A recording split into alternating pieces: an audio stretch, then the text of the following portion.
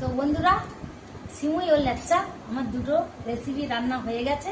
তো আমি নিয়ে এসেছি, এবার খেয়ে বলবো কেমন হয়েছে।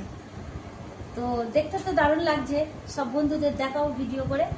খুব সুন্দর লাগছে দেখতে।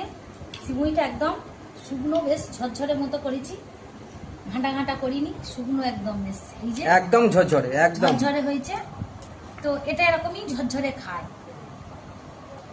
আর এই যে দেখতে কেমন লাগছে বন্ধুরা দেখুন, ফাইন ফাইন, এই যে খুব সুন্দর, খুব সুন্দর। আর এখানে ল্যাচ্চা তেমনই করেছি। সেন্ট, তেমনই গন্ধ বাড়াইছে।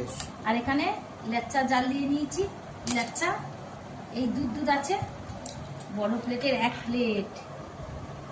ল্যাকচাটা খুব সুন্দর, বিউটিফুল।